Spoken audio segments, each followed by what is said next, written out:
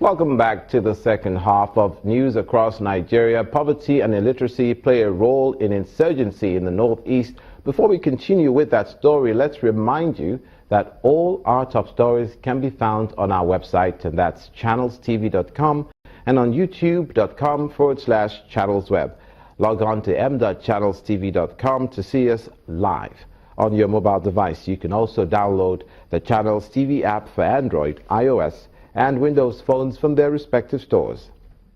Having the Channels TV and Channels 24 app will give you access to news and updates. You will also have the eyewitness feature, so you too can be part of the news. Just install the app, then tap and swipe to reveal the eyewitness menu and follow the instructions.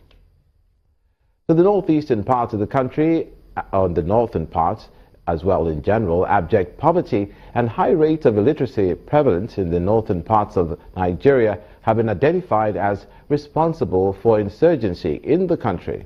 That's according to the governor of Katsina State, Mr. Aminu Masari, while he spoke at a public lecture on security. He said the twin evils have over the years created an avenue for easy recruitment of innocent Nigerians into the fold of violent extremists and in Nigeria and its immediate neighbors.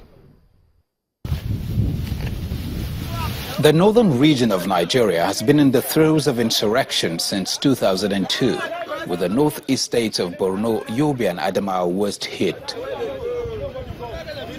This lecture aims to find the root causes of the problem while educating the people on ways to improve security in the region. Governor Aminu Masari of Katsina State says addressing the problem of basic education is a critical step towards checking the menace. For people to understand and appreciate, they need to have some basic education. Let us go back to the fundamentals.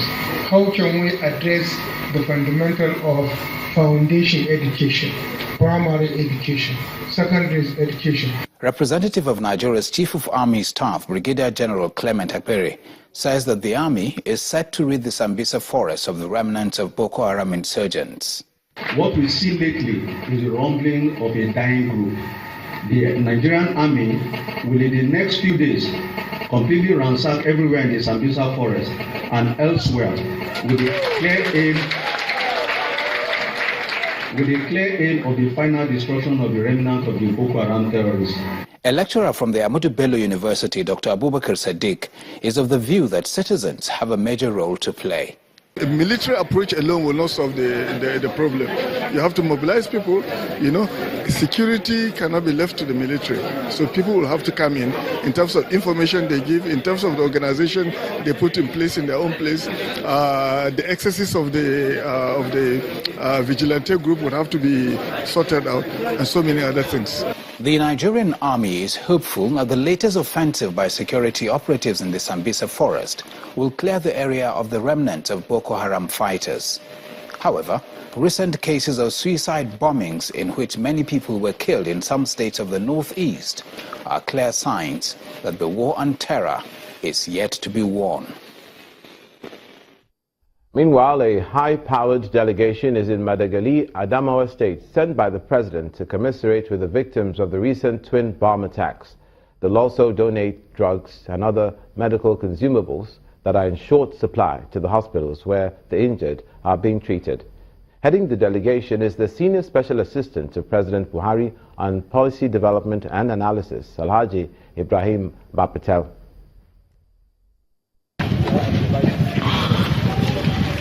The special presidential delegation arrives at the General Hospital Michika, Adamawa State in northeast Nigeria, where victims of the twin bomb explosions are being treated.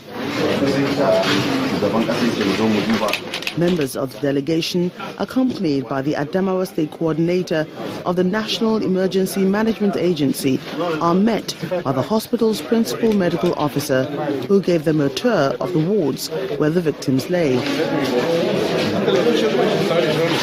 They went round the hospital beds, delivering President Muhammadu Buhari's message of goodwill and prayers for their quick recovery. Residents of Madagali Local Government Council are told that more security personnel will be drafted to the area. We commiserate with the people of Madagali.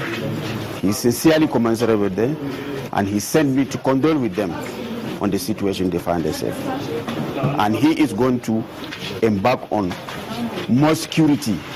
More security will be sent to this area, more vigilance, and all equipment needed, and all the assistance needed in terms of the manpower to man those areas.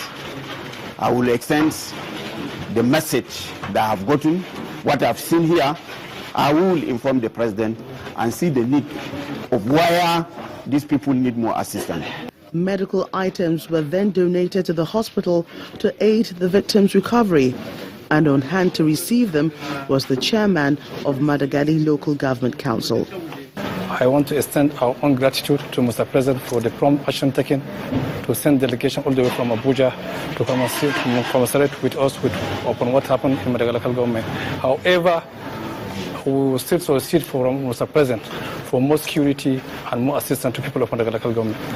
Out of the 79, we lost 5 on admission, and the remaining one are responding to treatment. As members of the delegation leave Madagali, their parting words were that more assistance will be coming the way of the victims through the National Emergency Management Agency. To the north-central region of the country, with the rising price of commodities, staple food like rice may just have become something some people will commit crime for. That was the case some weeks ago when a local rice merchant in Barutin local government area of Kwara State was allegedly killed by the laborers she employed, all for 12 bags of rice. But luck ran out on the suspected murderers as investigations by the police finally led to their arrest. According to the Kwara State Commissioner of Police, the suspects attacked the mother of 4 on one of the nights she decided to sleep on her farm. The exhibits recovered from the suspects include a golf car used to carry the rice and the murderers' weapons. The federal government has arraigned Justice Adeni Ademola and his wife Olubawale before an Abuja High Court on a 15-count charge of corruption to the tune of 248 million naira. The Ademolas are also alleged to have received $520,000 as gratification from some law firms between 2013 and 2016.